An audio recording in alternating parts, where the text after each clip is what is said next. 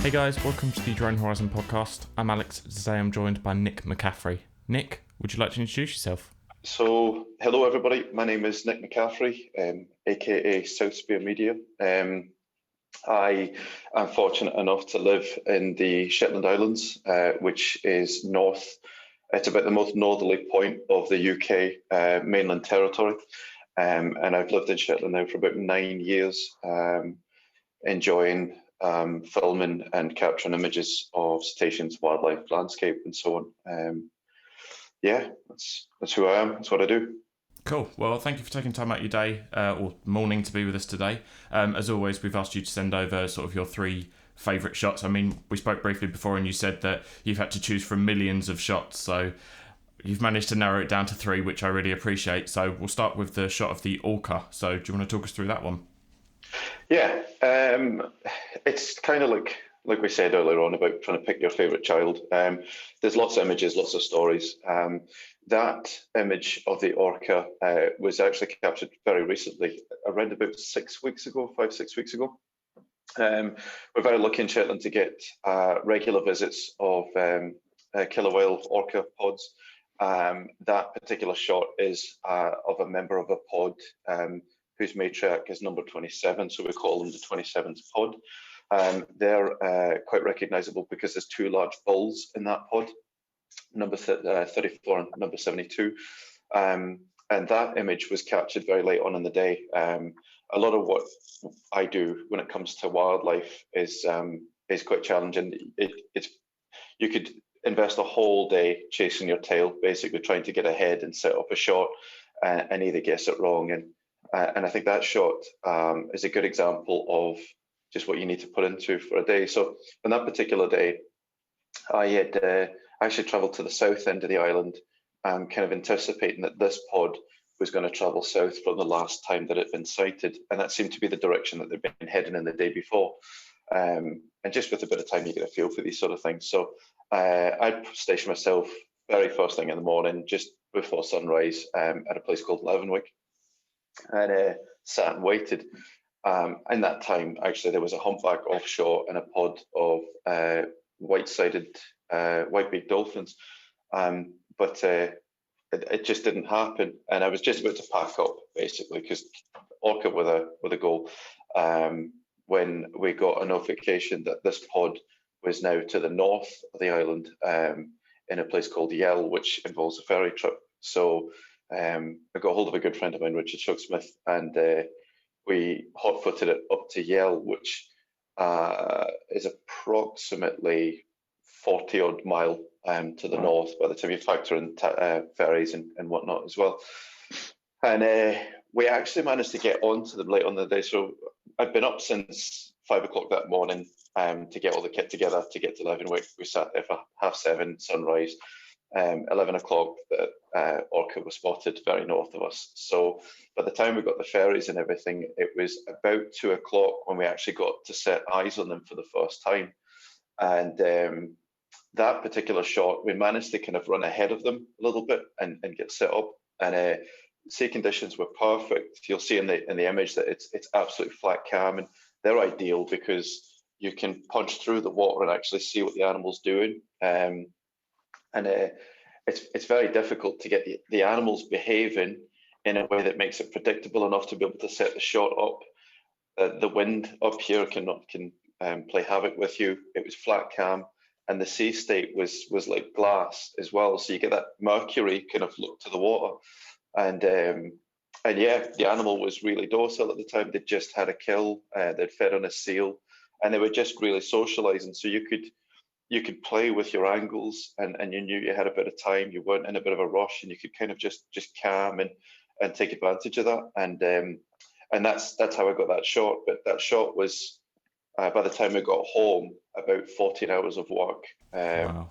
We did do some filming as well, and that also makes it difficult because you're trying to take images for yourself and sort of capture video for other projects at the same time. So you're always trying to steal the right moment for the right thing. We'd filmed the seal being consumed, so I felt that I'd had enough there to switch to doing some images, some stills images instead. But yeah, a lot of work for what was in effect maybe about 10 to 15 minutes worth of actual film, and probably about 20 to 30 actual stills images in 14 hours. Yeah, it's. I was just going to say it's very different sort of shooting wildlife to shooting sort of landscapes. A lot of the guys that I have already spoken to, they seem to be sort of landscape photographers. So it tends to be more, set up and wait for the right weather conditions. But obviously for you, it's finding that mixture of the right weather conditions, but also getting the subject where you want. And unfortunately, unlike with humans, you can't tell them to stay exactly where they are to get that shot exactly what you want. So obviously you mentioned that you shoot both video and photography as well. So is video more what you do for your commercial work? I know obviously we've touched on that, so we'll speak about that a bit later on, but you sort of more do photography as your personal hobby, but tie it into the commercial work if you can, kind of thing. Yeah, I think there's lots of things about it. As I delve deeper into commercial work, I tend to do a lot more video now for commercial aspects of work. But the stills are kind of mine. They become my babies as such. And that's kind of how I've got more interested in photography. I think the other thing as well is the better I am at photography, the better I get at recording video as well. You just get smarter at anticipating what the light's going to do and stuff like that, and how filters are going to affect your shot and so on. So working hard to improve as a photographer has definitely had very, very positive knock-on benefits to video. But because I can find myself selling the video exclusively to other folk, or even with limited use rights and so on, it's no longer mine. So and images work better for self-promotion, I find, on platforms like Instagram. If you look at engagement models and so on, most people will engage with an image versus a video. Videos work, you've got to actually sit through it, whereas so I find that as well for like self-promotion, images work better. You got in contact with me because of a stills image ultimately. So I've had to kind of learn that about the commercial side of things. I got into this because I'm passionate about it, but to be successful at it, you have to sort of flirt between what you like doing and what you think your consumers are actually looking for as well. And hopefully those two things roughly mesh. But you do have to compromise a little bit to try and kind of move forward and get recognized by people, I find. Sure. So sort of, how do you find, obviously shooting wildlife, that comes with a sort of own challenges of its own. How do you find the animals sort of respond to having your drone around? Because obviously drones are quite noisy, and do you tend to find that they get scared by the drone and sort of move away, or is it sort of, are they all right with it? Every animal is different, every single animal. And I get nervous actually talking to people about it because I would not like to promote the reckless use of drones around easily intimidated animals. I have worked with a number of research institutes, particularly around cetaceans, and they're far less invasive than traditional methods using boats and DSLRs and that kind of thing. But there are a lot of animals that are easily scared by drones. So, for instance, seals. Seals are something that you have to be very, very mindful of. And even if you are, typically what I film is cetaceans and otters and things like that, but you can forget that there's maybe seals on the shore as you fly over the shore to get out to the open water to film the animal, the cetacean. And a lot of the cetaceans I film are killer whales. So the last thing you want to do is manipulate a scene where you've actually possibly scared a seal into the water for the killer whale to then consume it. So you have to be really mindful of these things. But killer whales themselves are, I suspect, and I'm not aware of a body of evidence to support the theory, but I suspect they're so used to being harassed by birds. Often what I'll observe is on a kill where orca have consumed a seal, they'll get harassed and bombarded by seabirds, seagulls and so on. And that's a hazard. So if you are flying in proximity to something like that, you have to be very mindful and anticipate how the birds are going to react if and when they catch the seal, because they're going to compete with one another to get whatever remains of the seal. So I would say that they pretty much, I have captured them glance at the drone, and they seem to be aware that it's not a bird, but it certainly doesn't seem to have any bearing on their behaviour whatsoever. Otters, on the other hand, we've got a number of otters that live nearby me. And what I'll do over time actually is habituate them to the drone. So I've got a number of drones, but definitely sound and size profile are important with something like an otter. But so is exposure, just gentle exposure over time. You can start to create when I say over time, I mean weeks potentially.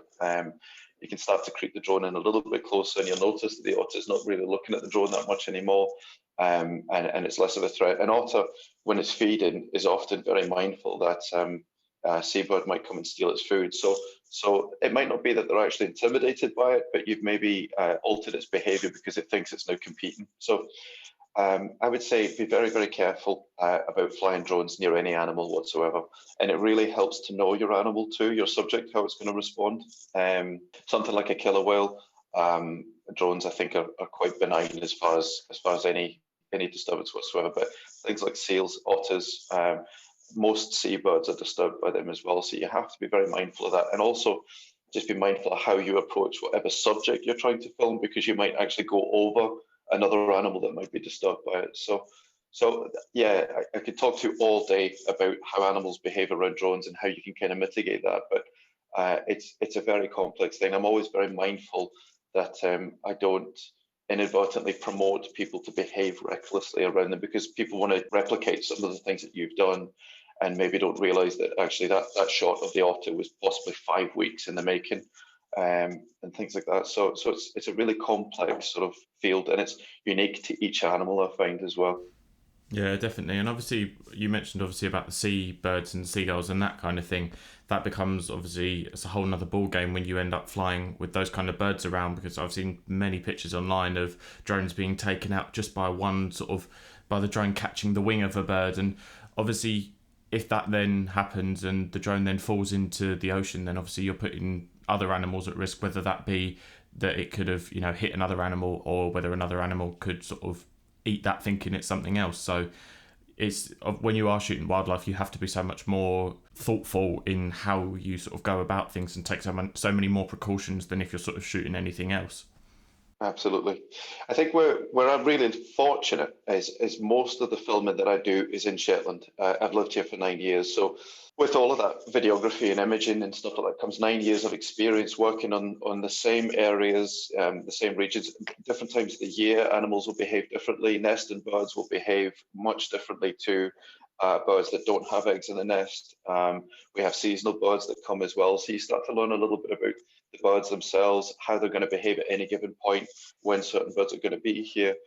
And when I reflect on it, there's a lot of time spent just sort of honing it. And I suppose it would be different for me if I went to another location where I'm not as familiar. I'd need to take a little bit of time to acclimatize to those animals and that landscape, and even silly things like updrafts from cliffs and stuff like that too, and you sea spray and all that kind of stuff. You'll strategically place yourself so that you're launching in an area where the drone's not going to get battered by sea spray, and you do that automatically with 9 years of experience. But just plan. That's the best thing I can put as advice to anybody, is get to know your subject, get to know where you're flying from, and plan. And always, whenever you're finished, think, what will you do differently next time? How will you improve that? And it comes eventually. You start doing things without really thinking. You'll fly in an arc around something, and it's not obvious to anybody else why you've done that until you see somebody else fly right over the top and all the birds left, and it becomes pretty obvious quite quickly. So yeah, definitely. I mean, obviously it's quite new technology as well, so sort of finding how animals react to it and that kind of thing is something that sort of, as you've mentioned, can only be sort of discovered over time. There's not really sort of any research in how certain animals respond, so it's sort of something that you're having to do on your own and find how, as you mentioned, obviously different animals in different places will respond differently. So it's just sort of, as you mentioned, just being aware of your surroundings and not sort of rushing to head first into a lot of things, and sort of spending that time will mean that you get the shot that you want in the end, hopefully. Yeah, absolutely. Cool. So if we go on to your second shot, which is the one with the paddle boarders in the middle, and you've got a lovely sunset. It's a really nice composition, this one. Do you want to talk us through this one? Well, that's actually two kayakers. And I'm actually one of those kayakers. So one thing that I've learned about filming wildlife is that you need to be versatile so that you can maximize every opportunity that presents itself, because you don't know the next time it's going to present itself. So um, I film a lot of otters, and one of the best ways I find to film otters with drones, funnily enough, is to use kayaks, because you can cover a lot of shoreline without too much hassle. And that particular shot is it just demonstrates that it's possible to launch and land drones from kayaks. And on that particular day, I had my Mavic 2 in my backpack. That's a little cluster of islands that's very close to where I live in. I'm very keen on kayaking, so we were coming back from a paddle, and the sun was setting in amongst them, and we could kind of compose the shot so that the sunset is roughly lined up. I launched the drone from the kayak, roughly in the centre of those isles, flew the drone back, composed the shot, and I took a landscape shot, so it's a stitch, which is all pretty straightforward to do in the Mavic. And I really liked that shot. It was a long day on the kayaks, and we got lots of really neat things. Did a lot of exploring, and could finish it off with quite a memorable shot of what was a very memorable day. And brought the drone back in to land on the kayak, and everything came back in one piece, which is always good.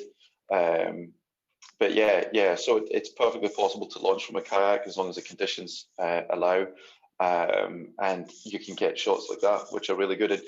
And what's great about it as well is not only can you use the drone to compose your shot, but when you're on a kayak, you yourself can move as well and just make sure that it all works. So it's one of the beauties of the drone is you can take images of yourself, or you can be the subject in your own shot, and that's one of the big reasons why I got into drones, is you can do cool things like that, and you have your own kind of keepsake of what was a very memorable evening. So Definitely. I mean, when you mentioned about sort of this shot being like a multiple shot, is this something that do you normally take multiple shots and stitch them together, or do you use sort of the panorama features within the drone and let it auto stitch?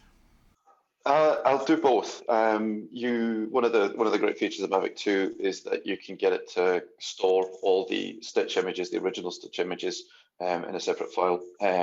So sometimes the auto stitching isn't perfect. You'll notice on the horizon maybe is a bit staggered or something like that.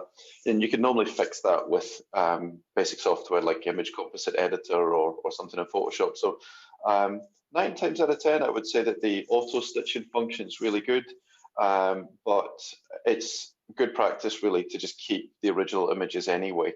And I think you need to forensically look through your stitches too, because you'll sometimes miss a stitch that on an auto function that you can maybe clean up later on.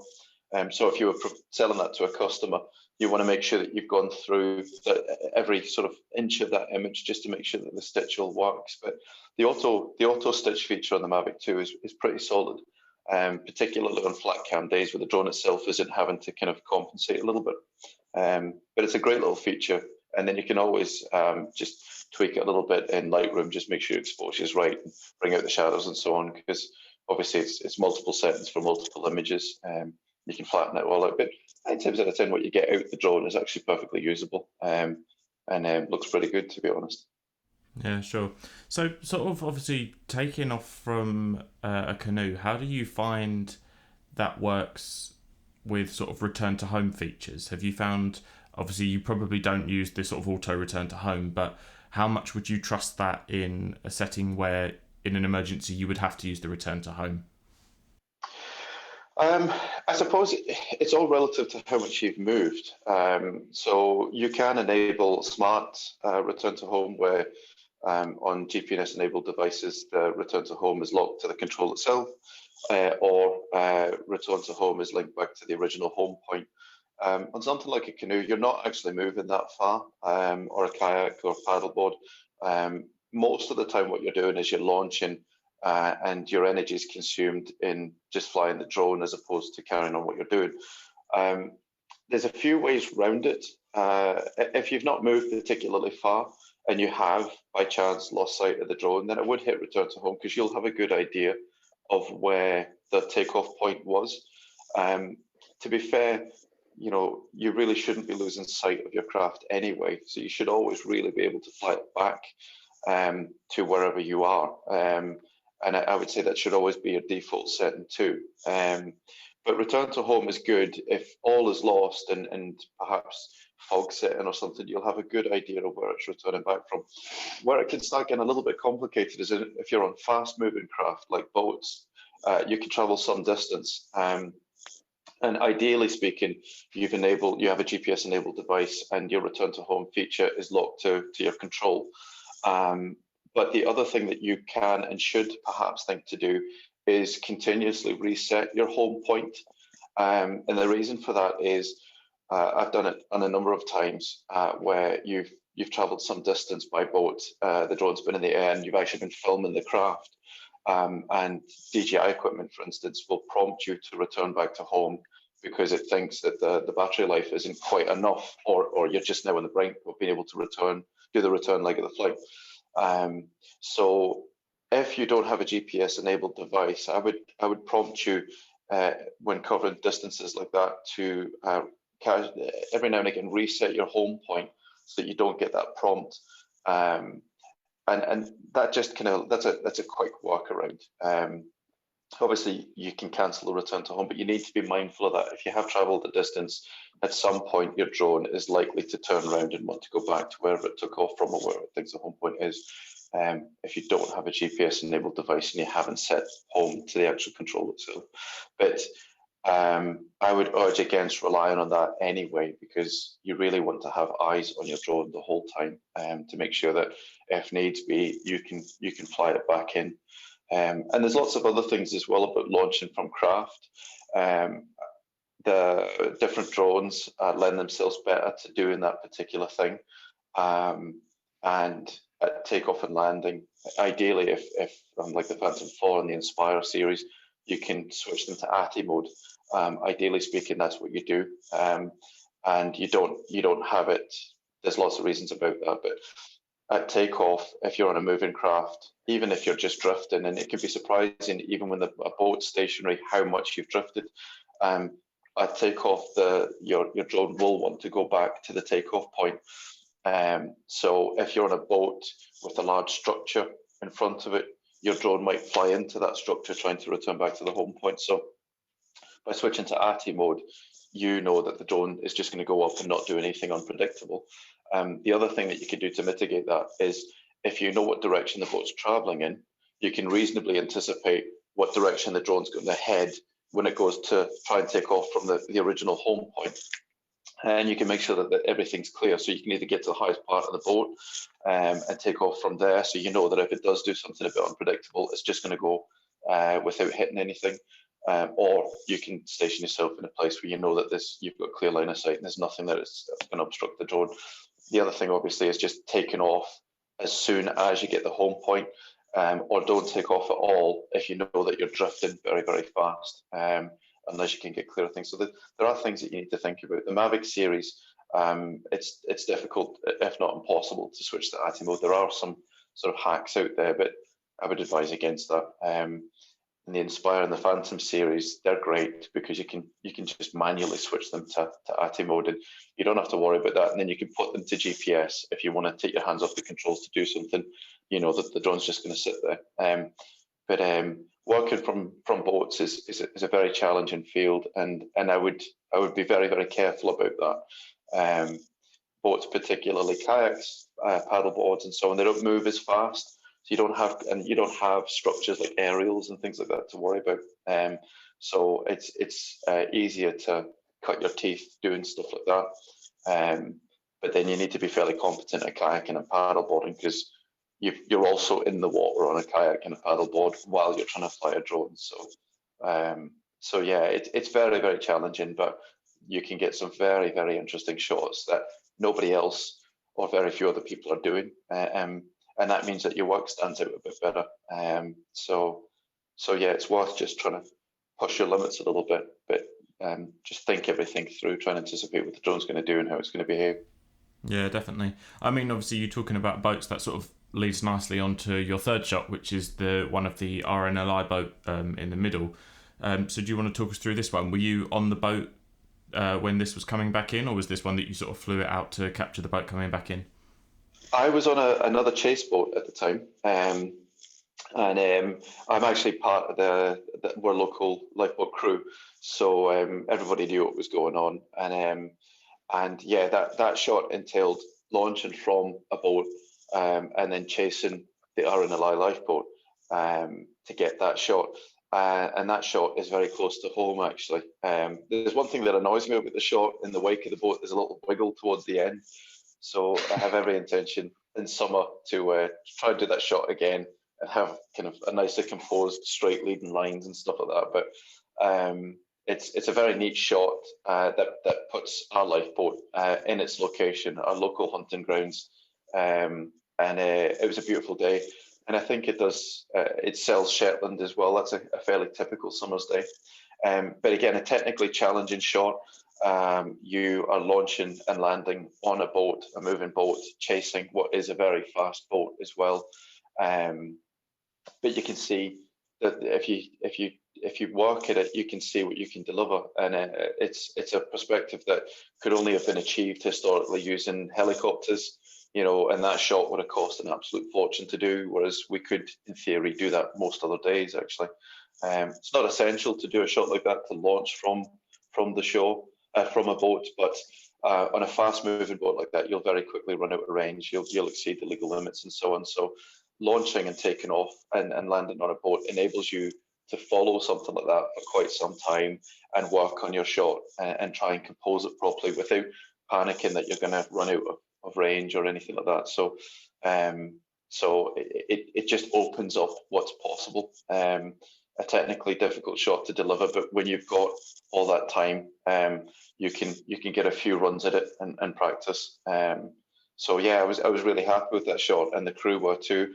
We've actually used that shot on the 8th Lifeboats Facebook page, and it's been circulated quite a bit. It's gone down really well, and I'm quite proud of that actually. So sort of moving on to your backpack and what you take with you in terms of kit. Obviously, you've mentioned that you've got a couple of different drones. So do you want to talk us through sort of the different drones you have when you choose the different ones to take out? Any drones that you've sort of had previously and then upgraded to? Do you want to sort of run us by what you use? Yeah. So everybody comes into this from perhaps two different places.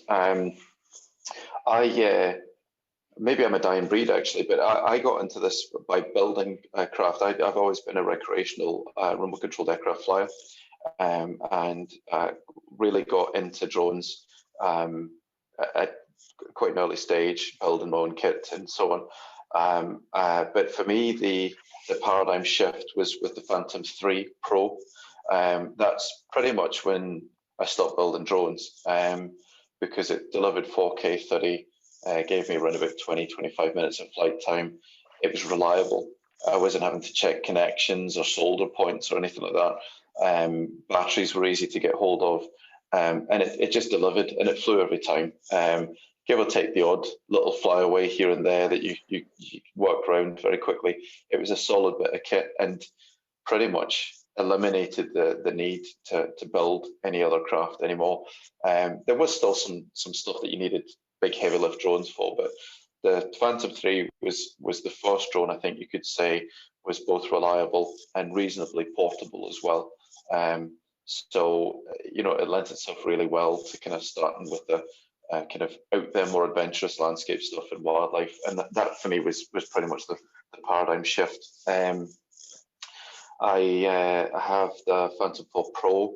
That again was a step on, the 1-inch sensor. 60 frames a second. They were all big deals. It was really just a more polished Phantom 3. And then you had collision avoidance for the first time as well, which is quite neat. The Phantom 4 Pro wasn't perfect, but it was a solid bit of kit, and I still use it quite a bit for launching from boats. It's probably still the best drone out there. I think the legs make it very easy to hand catch and securely hold, but there are downsides to it. You get your props in shot, you'll get the legs in shot as well if you're doing extreme maneuvers. It's relatively big compared to the Mavic series, but it's a solid bit of kit. and I still think it's the nicest drone to actually fly in terms of camera drones out the box. I love flying the Phantom 4. It's very responsive, it turns very quickly, but you can deliver nice smooth shots as well. And I love how you've got the option to put it to ATI mode, which is really good for a lot of the stuff that I do. But I will say that I probably use my Mavic 2 Pro. I had the original Mavic, and great bit of kit, really neat, small, compact, and a very good drone to get into this kind of thing. You can get lots of them on eBay, second hand, and they're really, really portable. But it didn't have the 1-inch sensor. I think low light, it started to fall apart a little bit. So when the Mavic 2 came out, I was very quick to trade up to that. And that's probably my go-to bit of kit. 10-bit color, D-Log. I think the only thing it's missing is 60 frames a second in 4K, and the ability to switch into ATI mode would be good for something, for a lot of the stuff that I do. But I'll carry the Mavic with 8 batteries, and I've got the smart controller and the backup controller, because well, the other thing that's a bit of a nuisance is with the default controller, it tries to charge your phone or display screen device, and it kills the actual controller's battery, which drives me nuts. So I keep spare controls in the bag, because as much as I would say keep your phone or your display screen, your iPad or whatever, fully charged all the time, I find the biggest limiting factor to all day filming is actually the control's battery life itself. The smart controller is better for battery life, I find, and for things like kayaking, you've got less cables, and it's much easier, quicker to deploy. You can pull it out. There's no faffing about connecting things together and stuff like that. So I'll keep the smart controller and a backup control in my bag, along, generally speaking, with the 8 batteries in the Mavic 2. And it's a great bit of kit. It does 90% of what you want it to do, but I would love to shoot in 4K 60. And I would love to be able to switch to ATI mode.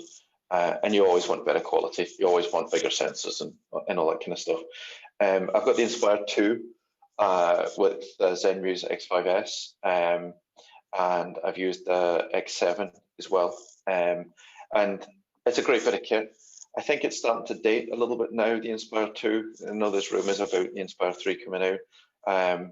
It's pretty much the go-to for the serious work. And to be honest, when you're getting into commercial work, people don't want to see a Mavic 2. They want to see an Inspire or something. They want to see something that nobody else really uses. But in reality, it's quite cumbersome. A lot of what I do is on foot, or I have to access by kayak or mountain bike or boats and things like that.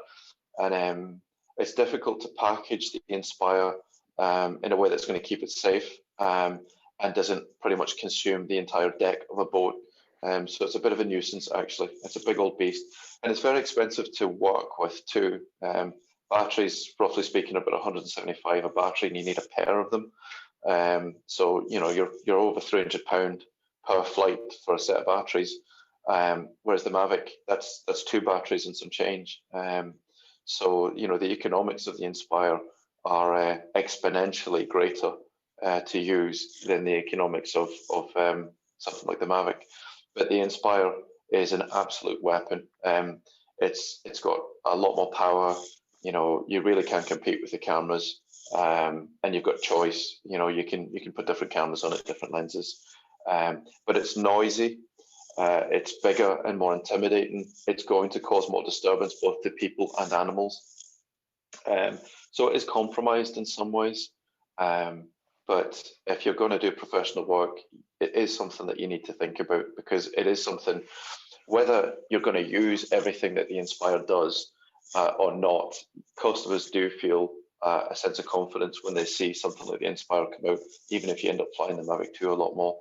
But yeah, it's a real solid bit of kit, but it's very expensive to work with, and it's very expensive to crash as well. So you tend to be a little bit more risk averse when you're flying it, and the consequences of an injury or harm to anything are quite a lot greater with something like the Inspire. When you look at the size of those props and how fast they're spinning, if you hit somebody or something with it, it's going to be bad. So you're very mindful of that, and you tend to fly it a bit more conservatively. But it's great for chasing things. the Inspire and the Phantom. The good thing with the Inspire is you tend not to get your props in shot because of the way it suspends the camera. So the Phantom is pretty quick. The Phantom's pretty good for chasing stuff, but you will get legs and props in shot, and it's a bit of a nuisance.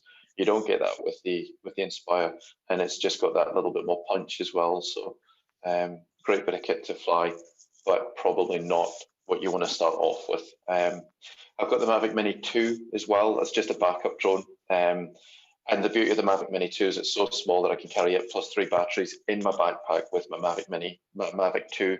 And it just means if you've got a problem or you run out of anything, you can still get something with the little Mavic Mini. And I went with the Mavic Mini because it shoots in 4K. And the data rate's 100 megabits a second, so it's on par with GoPros. So it's a very useful bump up from the original Mavic Mini. And I thoroughly recommend it as a bit of kit. It's very quiet, it's very discreet, and it's got its place. And I plan to use the Mavic Mini more to film otters and things like that, just to see whether I can improve on some of the film work that I've gotten and lessen the disturbance to animals like that. So I think I've pretty much got everything DJI has made, more or less. It's solid gear, it works out the box, and I'm somebody that used to build stuff as well. So the novelty of that wore off very quickly when you just, the other beauty with using DJI kit, and there's lots of good bits of kit out there, but everybody knows what DJI is and what it can deliver. So a lot of the production companies I work with, they understand when you pull out the Inspire or the Mavic Pro, they know what it can do. And a lot of the format stuff that you get will actually explicitly say what settings they want your Mavic 2 in, kind of thing. So DJI's got the jump on other manufacturers. The user experience is probably that little bit more polished than most of the other manufacturers. And production companies understand what your kit can do.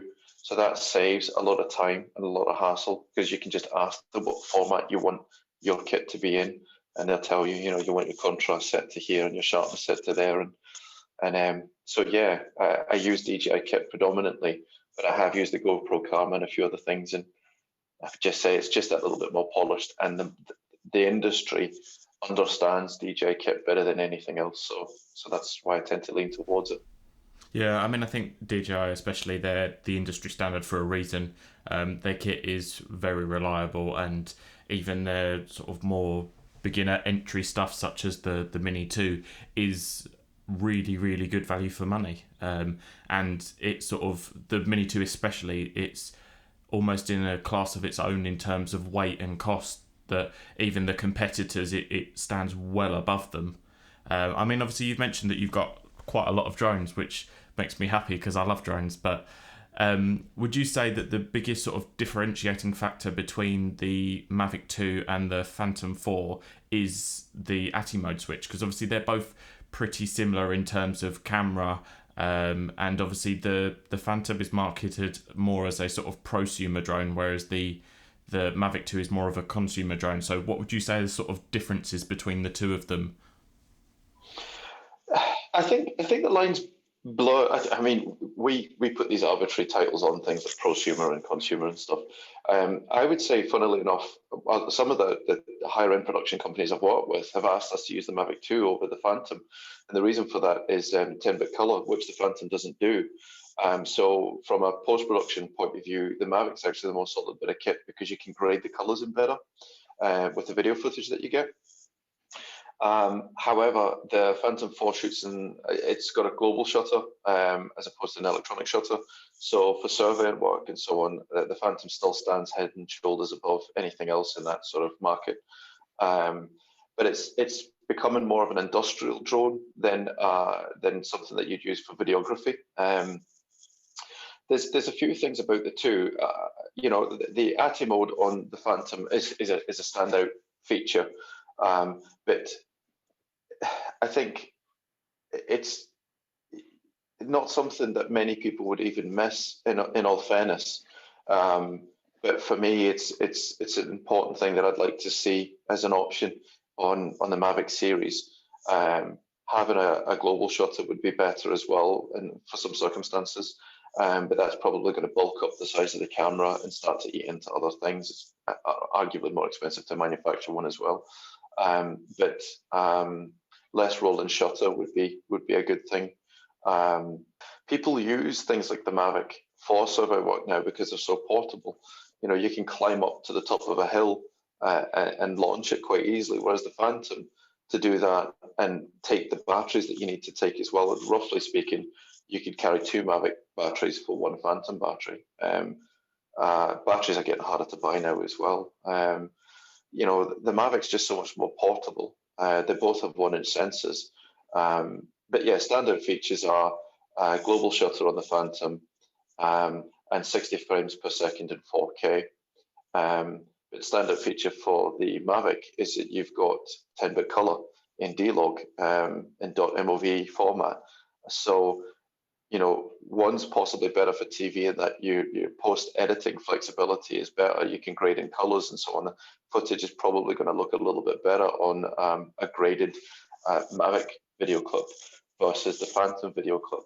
But downside is 4K 60 frames a second is quite neat. Depending on who your market is, some people want 30 frames, 60 frames, some people want 25 frames, 50 frames, but 60 frames a second looks great on fast-paced stuff when you can slow it down to have to, particularly wildlife where things are quite frantic. But they're both really good bits of kit, but they both have their differences. And I rather wonder, DJI probably could make the one standout perfect bit of kit that takes the best of both. Maybe we'll see that in the Mavic 3. Who knows? Yeah. Obviously, you mentioned as well that you use the Inspire 2. So is that something that you tend to use for when you just do sort of commercial work? And if so, do you use the 2-man op on that? And do you use are you the drone pilot, or do you operate the camera? Sort of, which do you prefer to do?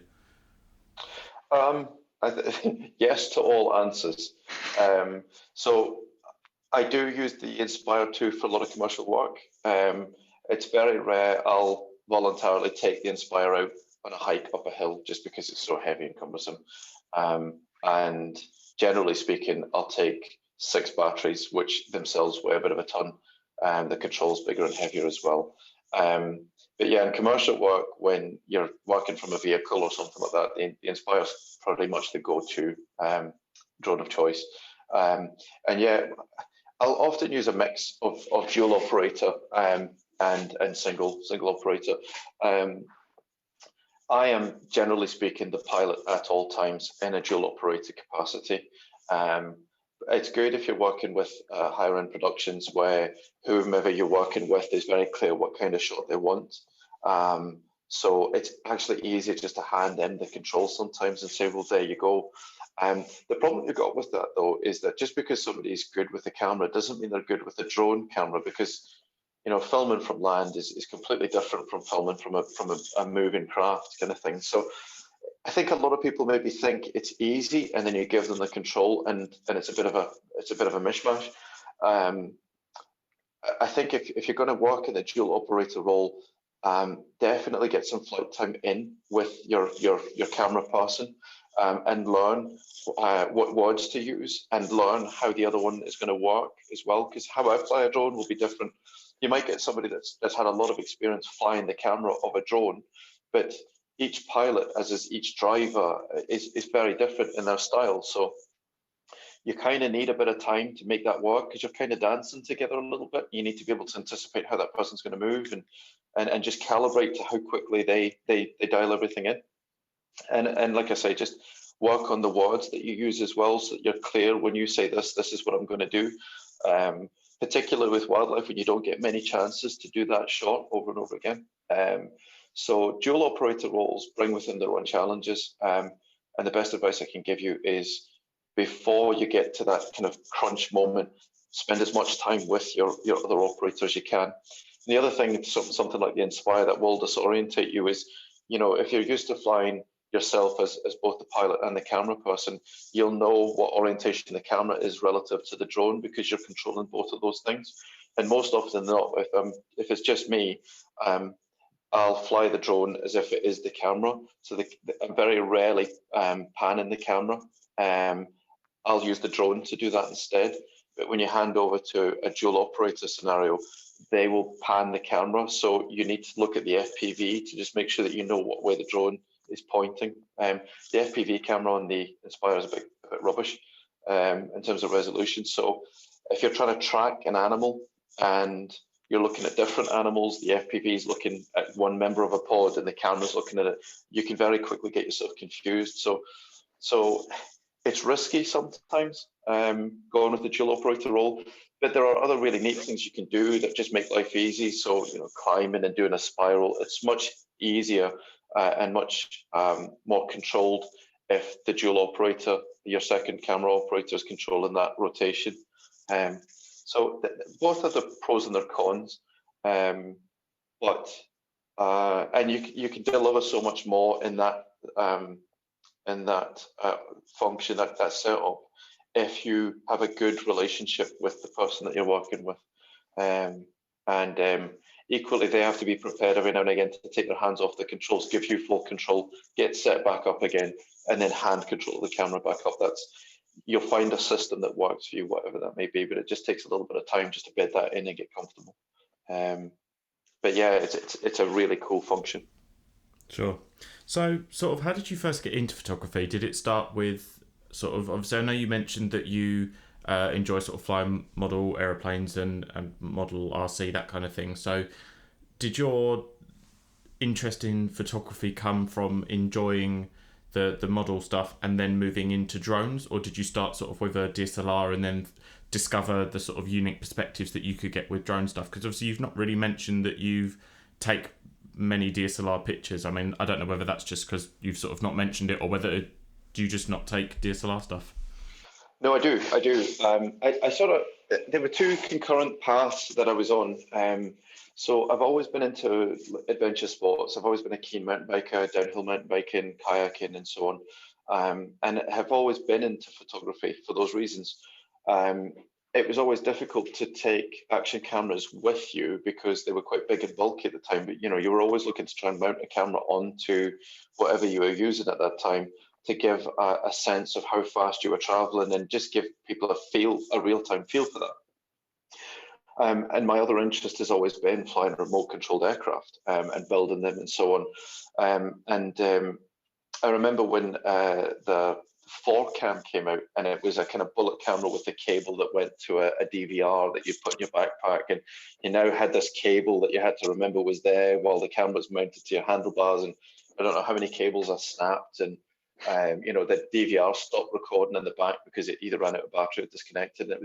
But it gave you a sense of what was possible. And then GoPro came along with their Hero series, and you now had a waterproof unit that could take a bit of a tumble, that was self-contained, and then because the cameras got smaller, you could mount them to your remote control craft as well, and this was quite cool. And you could film your plane flying around now in a perspective that you never really seen before.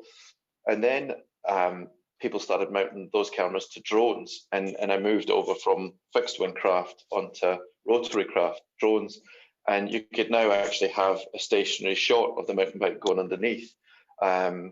So it just sort of morphed, really. The two things in tandem sort of gelled together.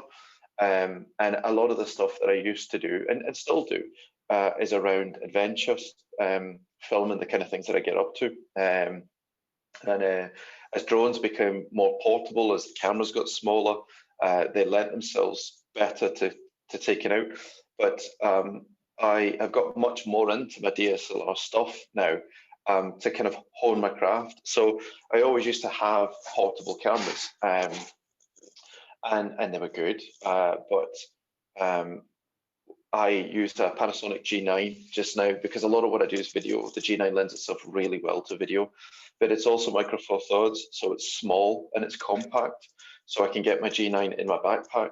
The lenses are also quite small relative to the focal ranges and so on. And the Micro Four Thirds system is compatible with the Inspire lenses too. So from a business perspective, I just have to buy one lens that works across two cameras.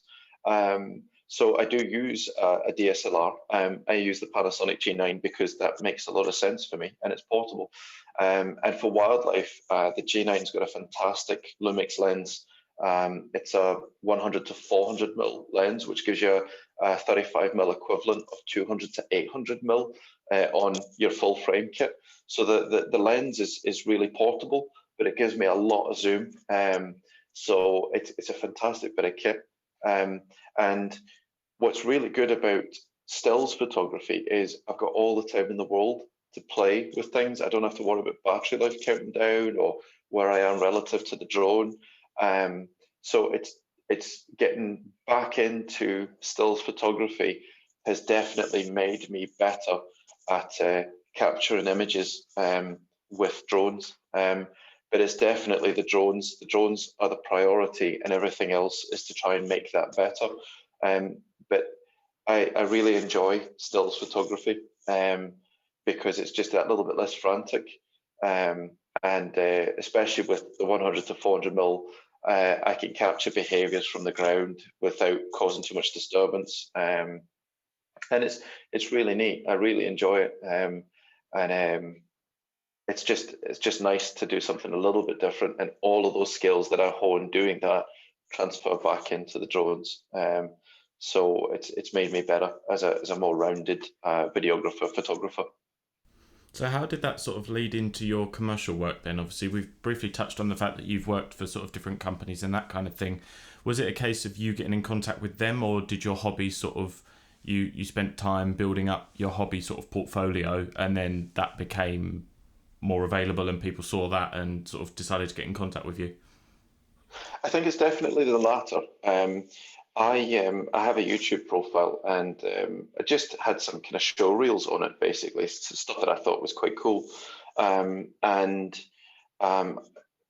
locally, people get to know you and get to know what you're interested in, and try and help you. But there's a few very skilled people on this island, but you become a kind of group of go-to people. But my first big breakthrough really was I was just doing what I normally did and went to go film a pilot whale that was behaving quite oddly in a little kind of bowl, which is a bit like a Norwegian fjord up here. And I went along to go and see what this pilot whale was doing and see if I could help or just get an idea of what was going on.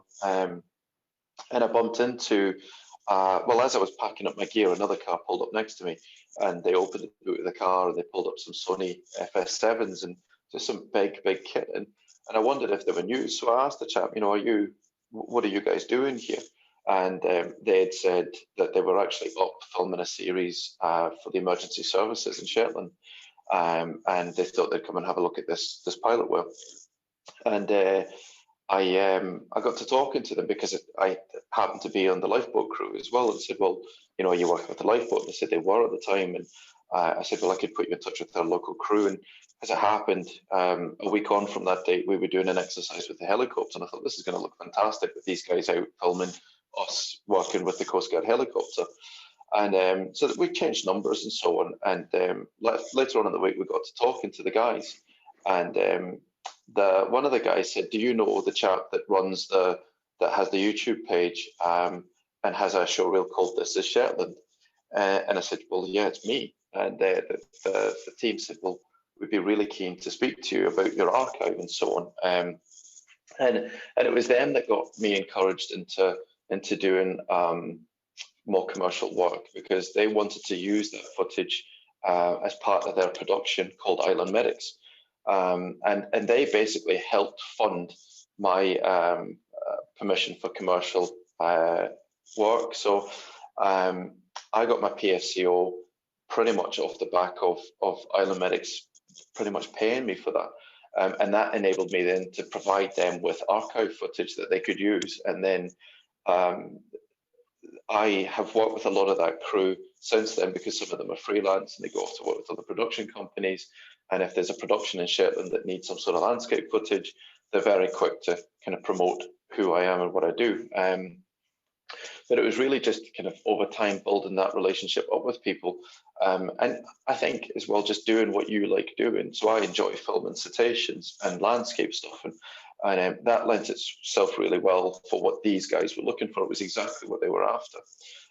So yeah, I was really lucky in that people approached me, but it was because of perhaps of all the hard work that I'd put in the past. But I did it because I loved it, not because I was looking for somebody to notice me. And I think that's key. If you were doing it in a kind of contrived way, it probably wouldn't be very natural, and you'd probably be jumping between formats and stuff. So if I can give anybody any advice, it's find what you like doing and be the best at it that you can be. And I can more or less guarantee you that that will get somebody's attention at some point. But you can't beat doorstepping as well. I do, if I'm aware of a production that's looking at something like Shetland, I will make contact with them. But I don't think there's a linear path in nowadays. I think building up your profile on things like Instagram and Facebook and YouTube, they're never going to cause any harm. Emailing any production companies out there is also a really good move. Letting them know who you are and what you do. But what they want to see is a kind of history. They want to see some of your work. So the best thing you can do is just stick at it, so that you have a portfolio of some sort that people can look at and get a feel for what you're all about, what you're good at as well. They want to see somebody with experience and enthusiasm. Yeah, just put the work in, and people will find you. Is what I think, really. And try and do things differently too. Try and do things that stand out, because I think drone work is becoming quite ubiquitous. We've seen the same shots all the time. So things that really stand out, like that humpback whale shot. I just happened to find a humpback whale that was sleeping. But I was lucky on the day, but I was lucky because I put hours upon hours upon hours into trying to capture images of humpback whales. So it was luck without question, but it was also the fruits of a lot of labour too. And it got noticed by somebody, and I'm chuffed about that. So yeah. Well, that sort of brings us nicely into the shot that sort of first made me aware of your profile and the reason that I got in touch with you. You were lucky enough to have a shot that has been featured on or shortlisted for the British Photography Awards in the drone category, which, as you mentioned, is a sleeping humpback whale. So do you want to talk us through just sort of briefly how this shot came to fruition? And obviously I know you said that you came across it, but I know in the description you said that you were out sort of looking for a humpback whale. So do you want to just sort of touch on that quickly? Yeah, absolutely. So Shetland we've got 25,000 people here, and there is a kind of group of people that are really quite enthusiastic about things like cetaceans and landscape and so on. And we've got really, really interesting sites like the Shetland Orca Sites Facebook page and Shetland on Camera. And you'll see the same people popping up on these things. So this humpback whale was local to me, and we have a salmon farm nearby as well. And I've got some friends that work for the salmon industry, and they were very quick to notify me that there was this humpback whale nearby where I live in Aith in Shetland. So they gave me the heads up that this animal was around. And I have a boat, but my boat wasn't working. So I phoned my mate Paul, and he gave me his boat, which is awful kind of him. And off we went looking for this humpback whale on the 19th of March, I think it was last year. Oh, sorry, this year actually. It was 19th of March this year. So it was just before lockdown. So we went off looking for this humpback whale, and it's actually a relatively small stretch of water. It's an inlet from the sea, but it was impossible to find this guy. It's a 25-ton animal, and it was really, really difficult to find. But managed to get eyes on something in the water near a little island by where I stay called Muckle Row, and we thought we'd just bring the boat in as close as we dared, and then I launched the drone instead just to double check what it was. And as I got over the top, I could see that it was a motionless humpback whale, and it was just every now and again casually coming up to breathe and then coming back down again. So that's why it was so difficult to spot, because normally what you'll see is this big mushroom blow and you'll see the arching back, and even in a fairly rough sea, a humpback whale's quite easy to spot. But this guy was just like a log breaking the surface and then coming back down again. And it gave me the chance to launch from the boat and get that particular shot. It's really difficult with humpback whales, particularly in the water. The pectoral fins are always white, or there's patches at least of white. You'll notice some humpback whales have got quite dark pectoral fins, but there's always white on them. And getting the exposure right for that's really difficult because their skin's quite dark and grey. So, I had a bit of time to muck around with exposure settings, but that was about the best that I could get was that particular shot without losing the detail of the actual whale's body, but equally not having the pectoral fins blow out the image as well. So it was quite good to have a moment with a static whale like that. That most often than not, when I'm filming them, they're moving or they're feeding. So yeah, I was really, really lucky. And you're always very mindful when you're working with cetaceans from a boat that you maintain, appropriate distances. You're not causing any disturbance. You're certainly not chasing them or anything. But that's the beauty with the drone is you don't have to be close to an animal like that to get a cracking shot, and you pretty much don't cause any disturbance whatsoever to the animal too. So I could come home with this fantastic image that I'm incredibly proud of. I can't tell you how chuffed I am to be shortlisted in my category as well. That's really all I was ever hoping for was just to have your work tested against other people, and it was good enough to be shortlisted. So I'm really, really chuffed, and it was an amazing day, and it was just before lockdown kicked off as well. So it was kind of one of the last days I had before we were in this weird COVID bubble. So I remember the day quite fondly, and it was quite a unique moment, and that image means quite a lot to me in lots of different ways. Yeah, definitely. I mean, it's obviously you mentioned about sort of having the really sort of high contrast between the rest of the body and the fins. Is that the reason that you opted to go for this shot in black and white? Because sort of I would imagine that a shot like this would have looked probably quite lovely in colour as well, but I'm just interested to see why you opted to go for this in black and white rather than in colour. On my Instagram account, you'll actually see a colour version of it. I think what's interesting with humpback whales is when you go black and white and you bump the contrast up, you start to see the scars and the story that's written on the animal's body, and you can see. I just think it works better for the image. Humpback whales aren't particularly pretty animals as such, but when you go black and white and bump the contrast up, you bring out all those little nicks and cuts, and I just think if you can read the animal's story just that little bit better than in colour. Some people have actually asked me for the colour version of it. They clearly prefer that, but for me, something like that animal actually, there's a really interesting story about that. A good friend of mine, Kim Sawicki, she's a research fellow in the States, and she's particularly interested in entanglements. So that's when animals become entangled in fishing gear, rope, and rubbish out there. And that particular animal, she could see from the marks on its tail that it's been entangled at some point. There's symmetrical scarring on both edges of its tail fluke. That when you work with that, you can bring out that detail. And again, there's a story there. That animal has clearly been entangled at some point and has broken free and has lived to fight another day. For me, as a bit of a geek when it comes to these kind of things, I like the black and white because it is a bit like reading a book when you look at that animal's body. But the colour is fantastic. The colour is really neat. But I want to kind of get a feel for where that animal's been and what stories it's got to tell, and that's why I went with black and white with that. But there are some people that prefer the colour, and beauty is in the eye of the beholder.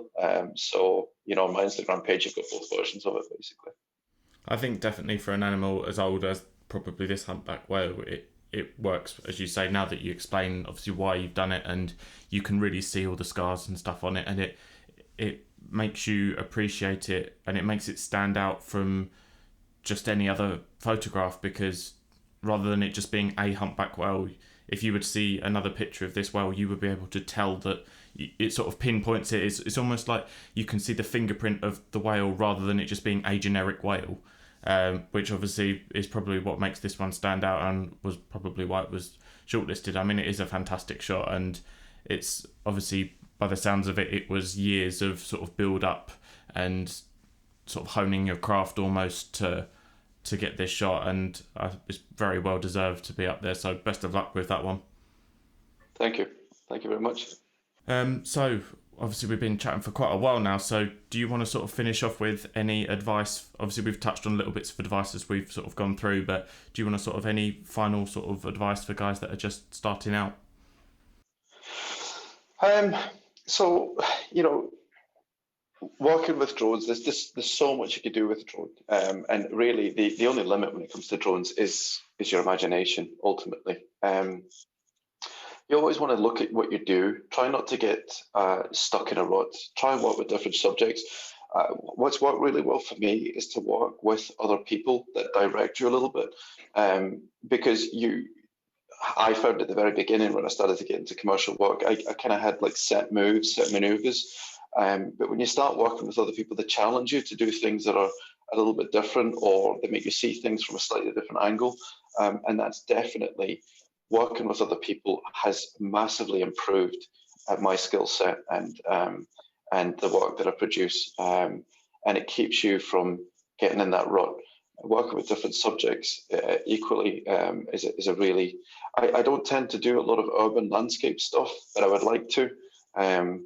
It's always quite neat to work with geometry and leading lines and stuff like that. But equally, I'm sure there's lots of people that work with urban landscapes that would like to work with wildlife. So, don't ever think that you've gone down the wrong path, because if you become an expert in that field, that in itself is valuable, because somebody will be looking for you with that skill set. I think if you're whatever field that you end up becoming particularly interested in, think about it before you do it.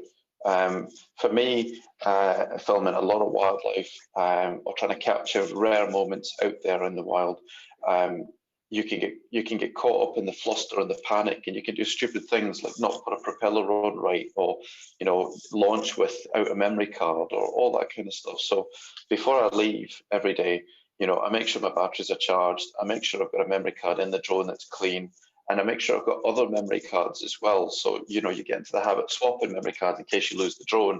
At least you've got the footage. Check your props, be quite pedantic with your gear, make sure that everything's working. It wouldn't be the first time I've checked a prop and realized there's a little bit of a split, especially in the Mavic 2's props. They're quite soft plastic and they can't tear. You might land on grass or something like that, not even realize that you've damaged the prop. So feel the leading edges of things. The last thing you want is an equipment failure right at that moment when you're looking for something to happen. So, practice, even just go out the back garden, providing that's legal and safe and so on, and just get some flight time and just going through maneuvers. It wouldn't be the first time I found like a pole or a rock and just practice doing orbits around it, both clockwise and counterclockwise, because you can get really comfortable doing a clockwise rotation and not a counterclockwise, and somebody asks you to do it the other way, and all of a sudden this is a big deal. So, you'll never do any harm just flying the drone. Just any minute of flight time is time well spent. Play with your camera. Just get the feel with it, and definitely think about getting a stills camera. It doesn't have to be a DSLR. It could be anything. Even play with the settings on your phone, but learn the relationship between ISO and frame rates and shutter times, and what they can do for you. Think about filming in manual. More than anything, it just means that you're not going to get sudden jumps in color profiles, or sudden jumps in ISO, or whatever it is. It can blow your shot. The auto functions on all your drones are great, and they're really, really good. But when you switch to manual, you definitely step up another level. You definitely do.